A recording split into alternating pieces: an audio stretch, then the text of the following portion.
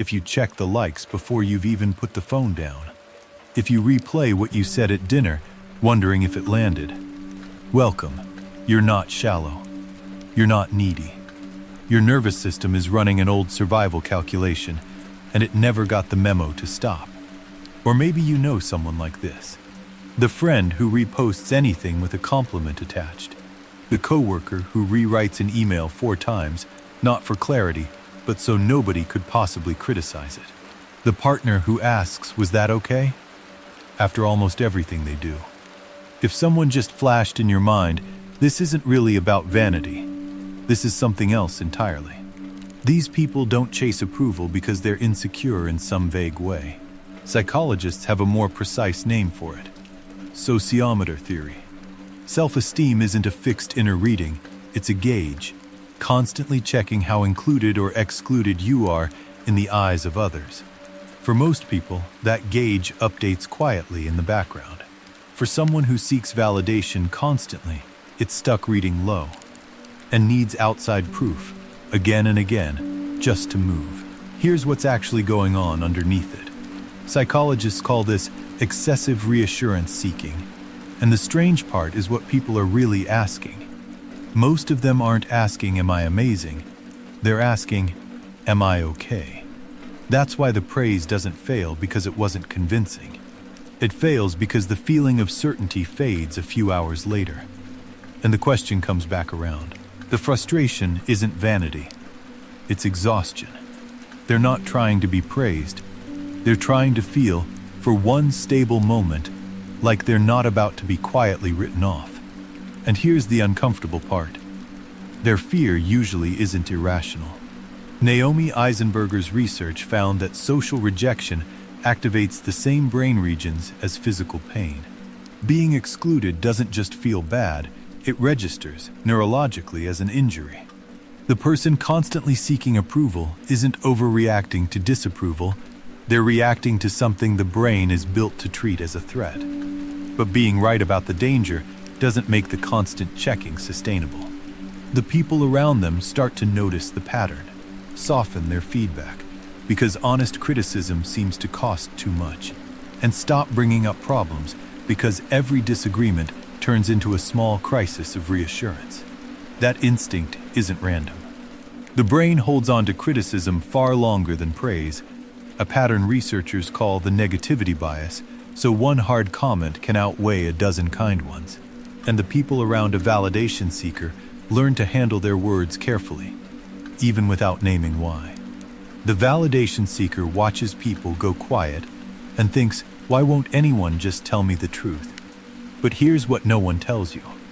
People pulling their honesty back isn't proof you're unlovable. It's what happens when approval becomes a job people feel obligated to keep giving you. So why? Why does a mind end up needing outside proof just to believe it's safe? The answer isn't a character flaw, it's older than that. The psychologist Jennifer Crocker studied what she called contingent self-worth, the idea that some people's sense of value is tied entirely to outcomes, approval, appearance, achievement, instead of existing on its own. Maybe love in that house was conditional early on, not withheld cruelly, just inconsistent, showing up after good grades and disappearing after a bad mood.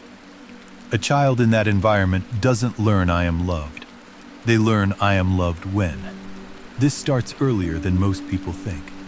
Developmental psychologists have watched toddlers fall down and, instead of crying right away, look straight at a parent's face first. Calm parent, they get up and keep playing. Panicked parent, they cry. Long before anyone can talk, the brain is already checking someone else's reaction to decide what just happened. So when you're dealing with someone like this, you're not dealing with vanity or fragility. You're dealing with a mind that learned, early and clearly, that safety had to be earned in the eyes of someone else. Now here's the part almost nobody catches, and it's the twist that changes how you should think about every approval seeker you know. The very thing that's supposed to soothe them is quietly wired to never let them rest. Researchers studying social media compare likes and notifications to a slot machine, an unpredictable reward on a variable schedule, far more addictive than a reliable one. B. F. Skinner found this decades before apps existed. Rewards you can't predict get chased harder than rewards you can count on.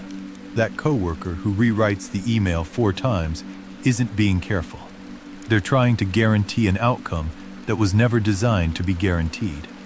They think this is preparation. It reads as walking on eggshells. They're skilled at reading a room, sensing tension before anyone names it, but blind to how constantly adjusting for approval trains people to see them as unreadable rather than agreeable. And here's the part that sounds backwards until you sit with it. Sometimes a compliment doesn't land as relief. It lands as confusion. Psychologists call this self-verification.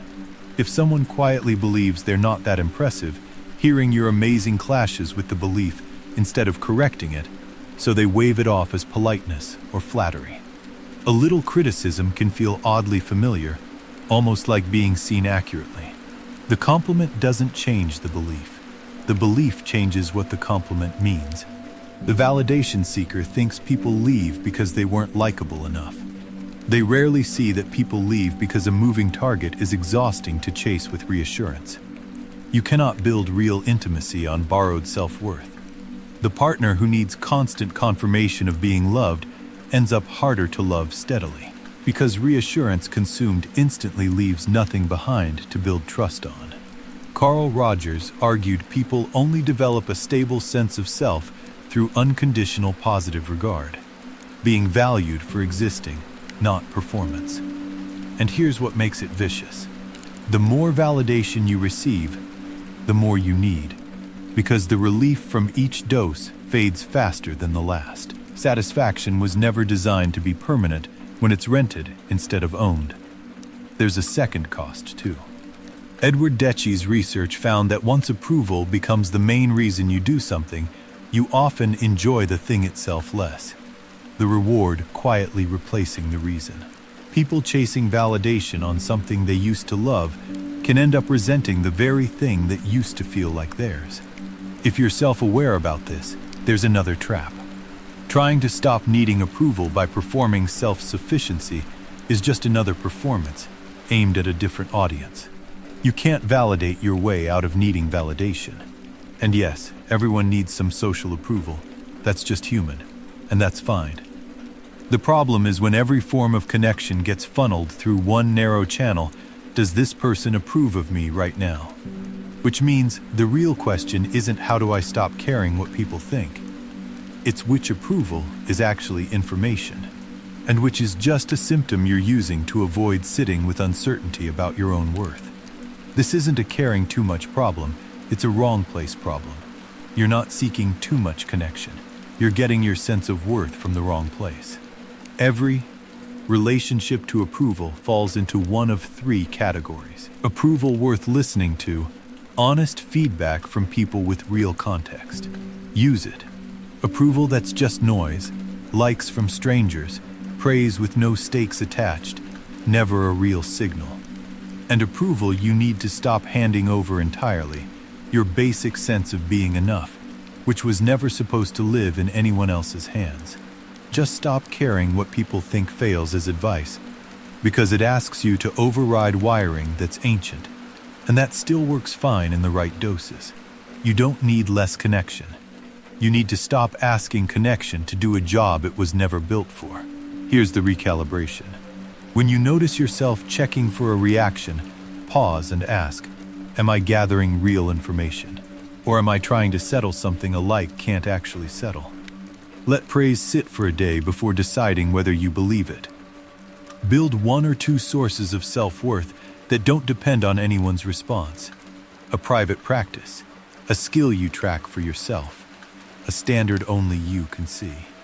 Psychologists call this internal validation, and unlike the borrowed kind, it doesn't evaporate overnight because nobody clapped for it. Stop measuring your worth by how people reacted today. Measure it by whether you'd still respect the choice you made if nobody had seen it at all. Borrowed approval compounds in exhaustion. Built self-worth compounds in stability.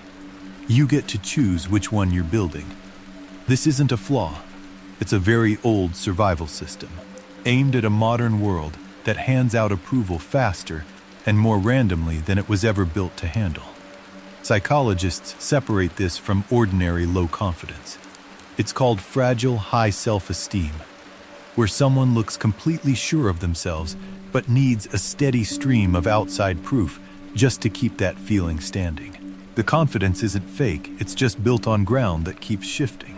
The same sensitivity that makes you attuned to a room, to tone, to the people you love, can become the thing that finally lets you read your own worth without needing a second opinion. The people who seem most at ease aren't the ones who stopped caring what others think. They're the ones who finally have somewhere else to check first. Subscribe and watch this video next.